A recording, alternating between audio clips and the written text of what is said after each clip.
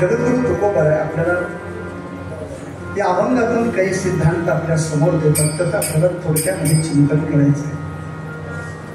मला वाटतं सगळ्याला आवाज स्पष्ट येतो.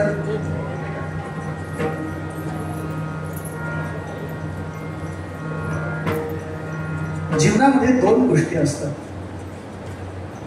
एक असतो अधिकार,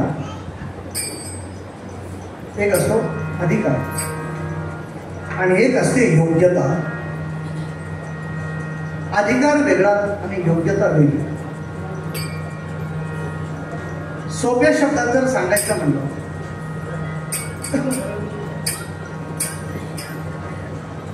पंतप्रधान होण्याचा अधिकार सगळ्याला आहे.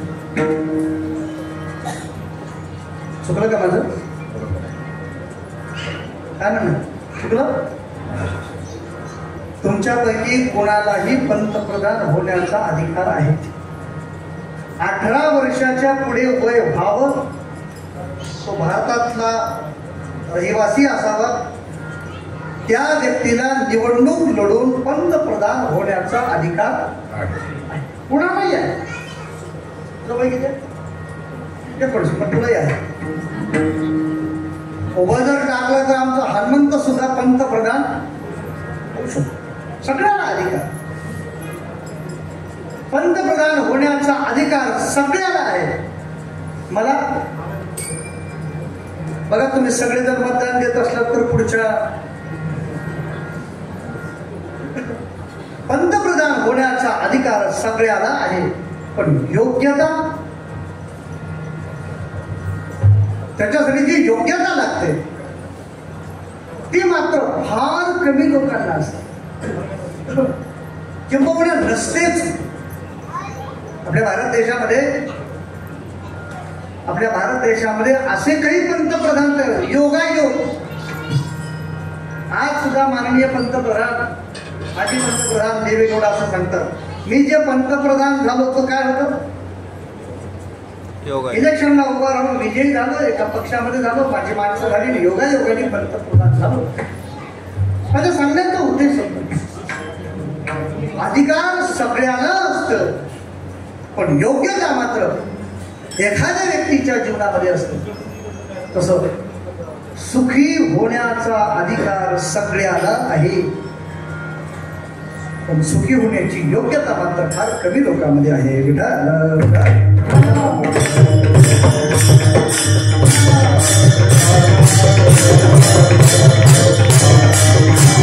समजलं मी, सुखी होण्याचा अधिकार सगळ्याला आहे, पण सुख मात्र सगळ्याला होत नाही. योग्यता म्हणजे काय कमी, अधिकार आहे पण योग्यता नाही म्हणजे काय, त्याचं कारण सांगतो तुम्हाला, म्हणजे लक्षात घ्या. आपण स्थित सुखामध्ये आहोत. थोडा सुरुवातीला अवघड वाटेल विषय, पण लक्ष असू द्या. आपली स्थिती ब्रह्म ही आहे, जीवाची स्थिती ब्रह्म आहे, पण त्याला अनुभव जो आहे ना तो संसाराचा आहे. कोण ब्रह्म. आणि त्याला अनुभव कशाचा आहे, आणखी सोपं सांगतो तुम्हाला कळण्यासाठी, एकदम सोपं सांगतो. एकदा एक मेंढपाळ आपल्या मेंढ्या घेऊन वनामध्ये गेला असताना त्याच्या मेंढ्याच्या मध्ये एक छोटं मेंढीचं पिल्लू मिसळलं आणि त्या मेंढ्यामध्ये राहायला लागलं. 4-8 महिने निघून गेले. हळूहळू ते मेंढ्याच्या मध्ये राहत मेंढ्यांच्या बरोबर राहायला लागलं. थोडस मोठं झालं.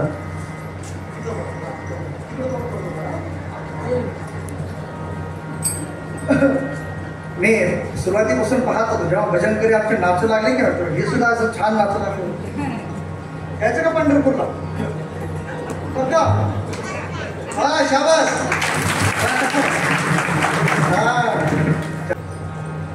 मेंढपाळाने त्या मेंढ्याच्या मध्ये त्या छोट्या मेंढीलाही सांभाळलं. आणि एक दिवस असा झाला की तो सहज जात असताना, चरत असताना एका सिंहाने त्या सगळ्या मेंढ्या पाहिल्या लपून. आता त्याच्यावर एक झडप टाकून खाणार एखाद्या मेंढीला. तेवढ्यामध्ये त्या मेंढपाळाचं लक्ष गेलं, त्या सगळ्या मेंढ्यांच्या मध्ये एक सिंहाचं पिल्लू. त्याने पाहिलं, अरे म्हणजे असं कसं काय झालं, पिल्लू सिंहाचं आहे आणि राहतं कुणात, मेंढ्यामध्ये. म्हणून त्यांनी सगळ्या मेंढ्या सोडल्या, त्या पिलावर झडप घेतली. त्याला फाडण्यासाठी नाही, त्याला मारण्यासाठी नाही, त्याच्या केसाला पकडण्यासाठी. काय चाललंय त्याला, त्याने सिंहाला बघितल्याबरोबर थरथर कापायला लागला. वाचवा, सोडवा. कोणी त्याला सोडवायला येत नाही. आता मेंढ्या सगळ्या भय पळत उठल्या. आणि त्यावेळेस त्या सिंहाच्या पिलानं त्या सिंहाला विनंती केली, पुन्हा या जंगलात येत नाही, पण मला सोडून पुन्हा कधीच येत नाही इकडे, पण मला मारू नकोस.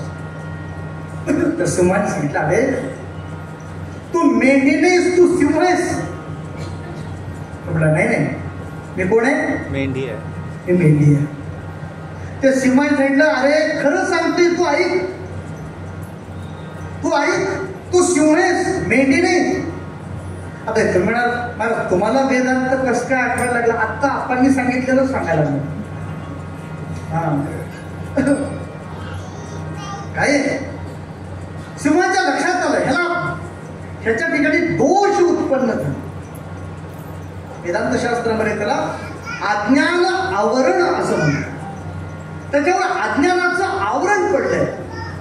तो स्वयं सिंह असताना तो स्वतःला काय समजतो, मेंढी समजतो. हुशार होता सिंह. तर सिंहाने त्याच्या आयाला असं पकडलं थट्ट आणि फरफटत त्याला ओढत न्यायला लागला. आणि ओढत नेल्यानंतर तो म्हणतोय वाचवा वाचवा वाचवा, पण न ऐकता त्याला फरफटत ओढत गेलं.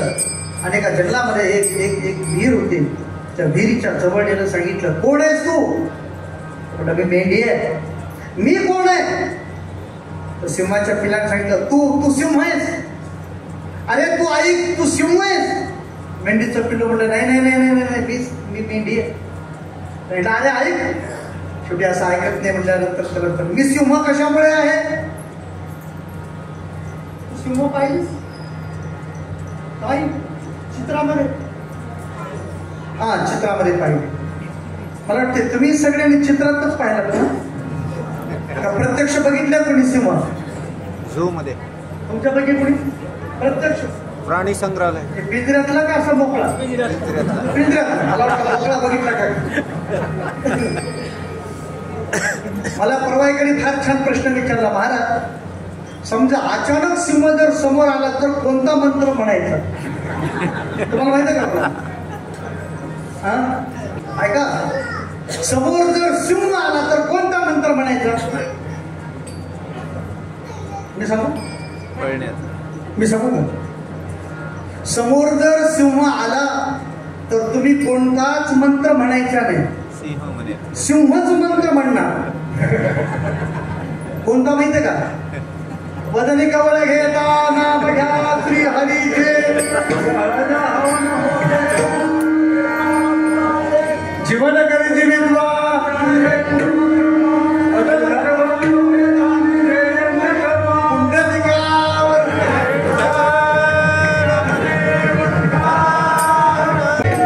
हा मंत्र झाल्यावर तुम्ही काय करता? ते सिंह करणार. काय एवढं? पिलाला ज्यावेळेस विचारलं सिंहाने की मी सिंह कशामुळे आहे, कारण हे बघा तुमच्या चेहऱ्याच्या भोवतालची आयाळ पहा, तुमचा रंग पहा, तुमचे सुळे दात बघा. आता त्यांना हेच लक्षण आहे ना सिंहाचं. आता तू पहा असं म्हणून त्याचं तोंड त्या पाण्यामध्ये असं वाकवलं आणि वाकलेल्या पाण्यामध्ये त्या सिंहाच्या पिल्लाला आपलं प्रतिबिंब दिसलं. कसं दिसलं? त्यालाही आयाळ होते, थोडे लहान होते पण आयाळ होते. त्यालाही दात होते. कसे होते? लहान होते पण सिंहासारखे दात होते. त्याचा रंग सुद्धा सिंहासारखा होता. मग आता त्या मोठ्या सिंहाने विचारलं, हा सांग मी कोण आहे? तुम्ही सिंह.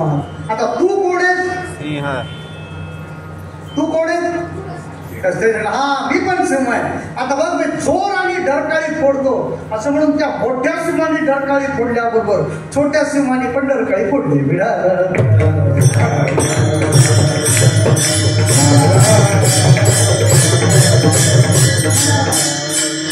माझा एक साधा प्रश्न आहे, असं कोणत्या तरी जंगलात झालं असेल का हे सांगितलेल्या गोष्टीसारखं? तुम्हाला काय वाटतं? कधीतरी कोणत्या तरी जंगलात एखादी शेळ्या मेंढ्याच्या मध्ये एखादं सिंहाचं पिल्लू गेला असेल का? गेला असेल? कधीच जात नाही. सिंहाचं पिल्लू शेळ्या मेंढ्यामध्ये जात नाही. समजा चुकून गेलं तर त्याला सिंहच दिसेल असं थोडं, ते सिंहाला दिसेलच असं थोडंच. सिंह त्याला पकडून पाण्याकडे घेऊन जाऊन समजवायला सिंह काय शिक्षक आहे का? त्याचं काय बंद पडलं? खायचंय त्याला, खायचंच नाही पडलं ते पण नाही. म्हणून मी सांगतोय तुम्हाला, त्या सिंहाची ही गोष्ट नाहीच. त्या सिंहाच्या पिलाची ही गोष्ट नाहीच.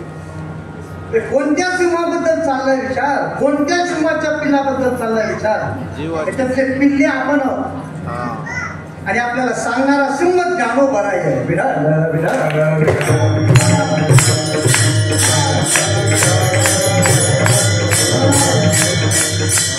ज्ञानोबा आहे. ज्ञानेश्वरी सारख्या ग्रंथामध्ये, तुकोबा आपल्या गाथासारख्या ग्रंथातून आपल्या सगळ्याला समजून सांगतात तुम्ही कोण आहात.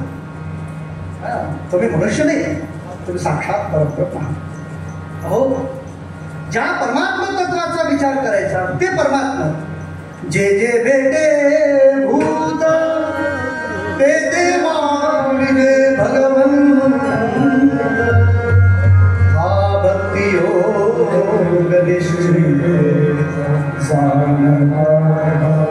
सगळे जीव भगवत स्वरूप आहेत. आणखी सोपं सांगतो तुम्हाला, ममैवंशो जीवलोकः जीवभूत सनातन. भगवान परमात्माने सांगितलं, हे अर्जुना ऐक, सगळे जीव जे आहेत की नाही हे माझे अंश आहेत, म्हणजे परमात्माच आहे. आणि सगळे जीव परमात्मा असल्या कारणाने सगळे जीव कोण आहेत? साक्षात परब्रह्मच आहे. म्हणून विष्णुमाया जग वैष्णवांचा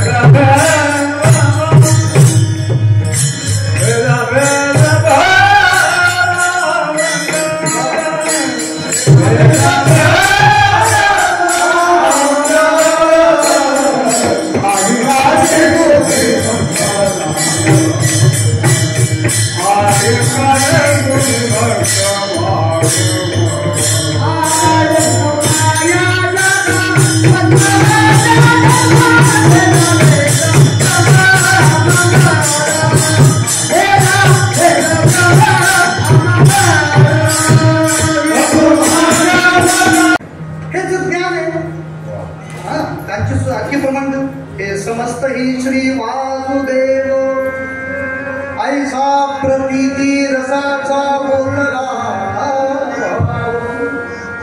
की समस्त वासुदेव वासुदेव सर्वम इति स महात्मा दुर्लभाने सुदुर्लभ. ऐका, हे सुदुर्लभ म्हणजे ज्ञानोबर आहे, तुकोबर आहे आणि ते आपल्याला सांगतायत. सगळं जगत म्हणजे काय आहे? ब्रह्मरूप आहे. या जगतातला तू कोण आहेस? तर तूही ब्रह्मच आहेस. तर कुठं सामान्य तू जीव, तू पण सिंहच आहेस. हा, तू सुद्धा कोण आहे? आता प्रश्न असा आहे, सिंहाला सिंह असताना मी मेंढी आहे असा भ्रम का झाला? संगती. काय झालं? संगती. हा, मेंढ्याच्या संगतीचा परिणाम. काही काही लोकांची संगतच अशी असते. तुमच्यापैकी कोणी गुरुचरित्र वाचले का? त्या गुरुचरित्रामध्ये कथा आहे. दत्त महाराजांनी दोन ज्ञानी लोकांच्या ज्ञानाचा अभिमान दूर करण्यासाठी एका एका एका रस्त्यावर जाणार एका चांडाळाला बोलवलं. त्याला 7 रेषा मारल्या. एक एक रेष पार करता करता त्याला 7व्या रेषेला ब्रह्मज्ञान झालं. माणूस तोच, पलीकडच्या रेषेला होता तो चांडाळ होता. आणि एक एक रेष ओलांडत ओलांडत अलीकडे आले की त्याला ब्रह्मज्ञान प्राप्त झालं. आणि त्या ब्रह्मज्ञान प्राप्त झालेल्या माणसाकडून त्या दोन्ही ज्ञानी लोकांचा भ्रम नष्ट केला, त्यांचा अभिमान नष्ट केला. आणि मग सद्गुरूंनी दत्त महाराजांनी सांगितलं, आता तू निघून जा घरी. तो म्हणला, आता मी कोण झालो? आता मी कोण झालो? मी आता मी साक्षात ब्रह्मज्ञानी झालो. आता मी चांडाळाच्या घरी जाईल का? आणि तेवढ्या ती बायको आणि ती लेकरं आले, बाबा घरी चला. मला पंढरपूर आळंदी वारीचं एवढं एक चांगलं वाटतं बरं, इथं कधीच बायको येऊन म्हणत नाही चला घराकडून. बालकच घरून पण झाली का नाही तुझी वारी आता निघ. कधी कधी पंढरपूरच्या जवळ गेल्याबरोबर कोण येतात, किती तारखेला एकादशी. एकादशी झाल्याबरोबर द्वादशीला निघायचं.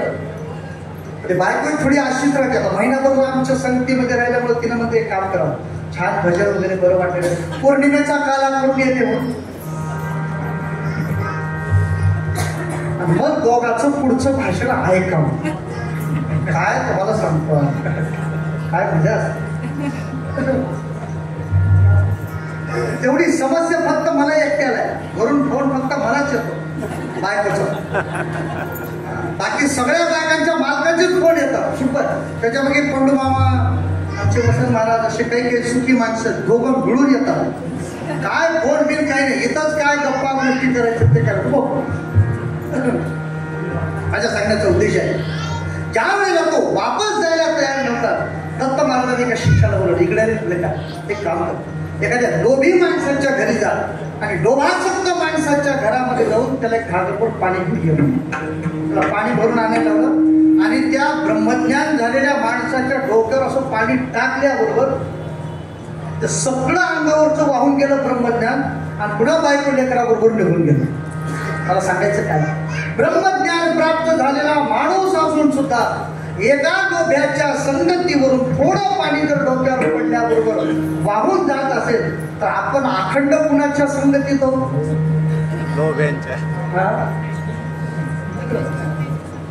आपण अखंड कुणाच्या संगती आहोत? तुम्हाला बघा, तुम्ही सगळे माझं म्हणतात की बघा, बायको कुणाचं म्हणते? मला कुणाचे? माझे. भाऊ काय म्हणतात? भाऊ कुणाचा? सगळे मे मे मे माझे माझे माझे म्हणणार. एवढ्या माझे माझे म्हणणाऱ्याच्या संगतीमध्ये जर एखादा जीव राहिला तर त्याला मी ब्रह्म आहे हे ज्ञान राहील कसं? मग प्रश्न असा आहे, जर मग असं संसारामध्ये जर राहून जायचं झालं, ह्याच्यावर काही उपाय नाही का? एक उपाय, फक्त एकच उपाय. म्हणजे भागवताच्या प्रथमच खंडामध्ये सुद्धा नारद महर्षींनी जेव्हा वेदव्यासांना त्यांच्या असंतोषाला घालवण्यासाठी जे काही उपदेश केलेला आहे, तेव्हा कपिल महाराजांनी आपल्या आईला जो उपदेश केला, सदा प्रसंगार ममवीर्य संप्रयो भवन्तिरः कर्णरसायणाः कथाः. नारदांनी पण सांगितलं, हे वेदव्यास महर्षी, या दुःखातून दूर होण्यासाठी संत संगती महत्वाची आहे. कबीर आपल्या आईला यद्यपि तत्वज्ञानाचा उपदेश करत होते पण तरी सुद्धा सांगतात. खूप सुंदर अभ्यास आहे आपण ज्ञानेश्वरी पाहिलं. हे पुण्य, त्याचं नावच पाप आहे. त्याला म्हणायचं का पुण्य? पुण्यात्मके पापे नरकाला येते, ते पापच आहे. काय आहे ते? पापात्मक पाप, पुण्यात्मक पाप. हे दोन्हीलाही ज्ञानोबरांनी पापातच टाकलं. थोडा फरक असेल एवढाच, त्याच्यापेक्षा काही फरक नाही. पण पुण्य कशाला म्हणायचं? म्हणायचं, पुणे कशाला म्हणायचं? काय ज्ञानोबांनी असं चिंतन केलं, जिथं माझ्याबद्दल शुद्ध श्रद्धा उत्पन्न होते, जेणे माते पाविजे ते शुद्ध पुण्य. ज्ञानोबा बोलले, मला मिळवण्याचा सायास किरडी प्रत्येक गोष्ट ही शुद्ध पुण्य आहे. म्हणून ज्ञानोबरायांची पावलं इथं विसावली, तुकोबरायांची पावलं इथं विसवली. छत्रपती शिवरायांनी अलौकिक अशा ऐश्वर्याची थाटात सुरुवात ज्या भूमीमधून केली, अशा पुण्यनगरीमध्ये आपण सगळेजण आहोत. आणि त्यातल्या त्यात तक्षशिला सोसायटीने खूप सुंदर असं आयोजन तयार केलेलं आहे. खरं सांगू का तुम्हाला, मला त्यांची काही गोष्टी खूप आवडल्या.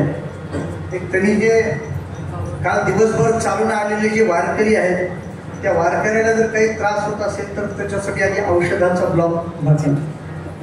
सगळ्यांनी यायचं, अगोदर काय करायचं, आपली काही समस्या असेल आरोग्याची, तब्येत, तिथं जायचं, सगळे तपासणी. फ्री आहे का पैसे? तर फ्री आहे, महानगर फ्री आहे. डॉक्टरचं चेकअप फ्री, फुकट. औषधाला पैसे सगळ्यांनी घेतला ना. आता संध्याकाळी मला मागा, मग सांगतो तुम्हाला. संध्याकाळी मला म्हणतात द्या आता औषध. आता आले तिथं जेवढे लोक आले होते, आज संध्याकाळी उद्या माझ्याकडून औषध त्यांना. बरोबर ना. खरं सांगतो तुम्हाला, माझ्या खांद्यावरचं एक वजन भाऊनी कमी केलं ह्या बाबा. खूप सुंदर असं आयोजन, त्यात सुंदर असा हॉल. तसं पावित्र्य मंदिरात, पावित्र्य कुठं राहत मंदिरात. हे काय आहे? हे काय आहे? हॉटेल आहे. पण त्या हॉटेलचं नाव काय? विठ्ठल. विठ्ठल विठू माऊली हॉटेल. आणि त्यातल्या जर तुम्हाला कल्पना आहे, शुद्ध शाकाहारी, म्हणजे ह्याला हॉटेल म्हणू नका तुम्ही. हे काय माहिती आहे का? विठू माऊली प्रसादालय. जिथं विठ्ठलाचा प्रसाद मिळतो, अशा ठिकाणी एक कीर्तनाचं आयोजन करून खऱ्या अर्थाने आमचे भाऊ आणि त्यांचा सगळा मित्र परिवार, सोसायटीतला सगळा परिवार हे खूप मोठं काम केलं. त्याबद्दल एकदा जोरदार टाळ्या वाजवतात. कसं आपल्या नियमाप्रमाणे विठ्ठल